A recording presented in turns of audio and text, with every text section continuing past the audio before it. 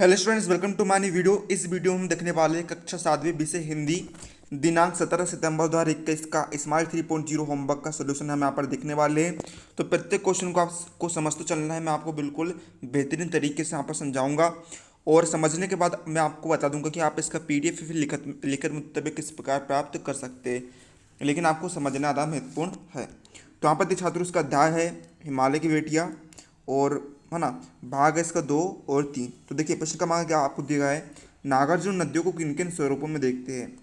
मतलब कि जो लेखक नागार्जुन है नदियों को किन किन रूप में देखते हैं। तो इसका उत्तर है लेखक नागार्जुन नदियों को बेटियों, प्रेयसी व बहन के रूप में देखते हैं। प्रश्न क्रमांक 2 हम यहाँ पर देखते हैं, सिंधु व ब्रह्मपुत्र नदियों की क्या विशेषता बताई गई है। तो इसका उत्तर हम देखते हैं सिंधु और ब्रह्मपुत्र हिमालय की दो ऐसी पावन नदियां हैं जो दयालु हिमालय के पिघले हुए दिल की एक एक बूंदे से निर्मित हुई है। इनका रूप विशाल और विराट, मतलब कि जो नदियां है बहुत विशाल है, बहुत बड़ी है। जब ये आगे बढ़ती है तो इनमें से कुछ और छोटी छोटी नदियां भी मिल जाती है। इनका रूप इतना देखने लायक है, लुभावना है कि सौभाग्यशाली समुद्र को भी पर्वतराज हिमालय की इन दो बेटियों का हाथ पकड़ने का श्रेय मिल जाता है। ये आपको यहाँ पर हो जाता है प्रश्न क्रमांक 2 का उत्तर। यहाँ पर ये इनकी विशेषता है।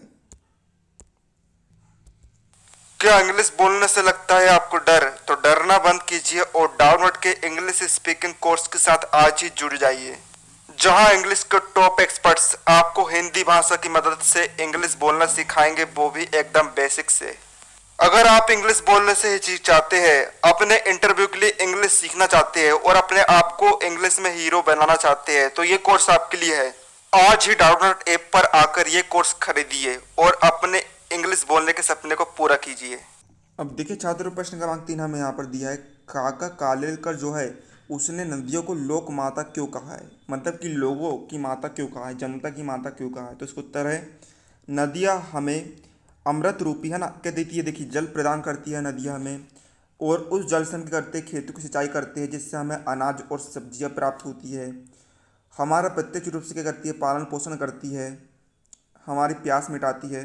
नदियों को शीतल जल से स्नान कर हम क्या करते हैं, अपनी थकान दूर कर लेते हैं, हम फ्रेश हो जाते हैं। नदियों को जल से कई सारे उपयोग होते हैं, जैसे कि हम बिजली बनाते हैं, घरों में बिजली के रूप में उपयोग होता है। इसके साथ ही नदियाँ कल कारखानों से निकलने वाले गंदे रसायन पदार्थों को अपने आंचल में समेट लेती है। इस प्रकार ही हर तरह से नदियाँ हमारा कल्याण करती है। यह कल्याण करने की भावना माता ही में ही हो सकती है ना। जो माता होती है वे कल्याण करती है हमारा। जिस प्रकार हमारी मम्मी होती है हमारा मतलब कि कितना अच्छा चाहती है, भला चाहती है, वैसी नदी भी हमारा भला चाहती है। तो इसलिए हम इसे कहते हैं लोक माता, यानी कि लोगों की माता कहा गया है। अब प्रश्न क्रमांक 4 हम यहाँ पर देखेंगे, हिमालय की यात्रा में लेखक ने किन किन की प्रशंसा की है। तो इसका उत्तर है हिमालय की यात्रा में लेखक ने हिमालय से निकलने वाली नदियों, बर्फीली चोटियों, वहाँ पर पाए जाने वाले वृक्षों, विशाल मैदानों, सागर तथा अद्भुत हिमालय आदि की प्रशंसा की है। प्रश्न 5 में दिया है, हिमालय के आंगन में कविता किसने लिखी। तो उसका उत्तर होगा यहाँ पर हिमालय के आंगन में कविता जयशंकर प्रसाद जी ने लिखी है। तो इस प्रकार आपके यहाँ पर छह प्रश्न को उत्तर हो जाते हैं। उम्मीद आपको वीडियो हेल्प होता है, तो वीडियो लाइक कर दीजिएगा, चैनल पर नजर सब्सक्राइब कर लीजिएगा। मिलते हैं अगली किसी नए वीडियो, तब तक के लिए जय हिंद, जय भारत।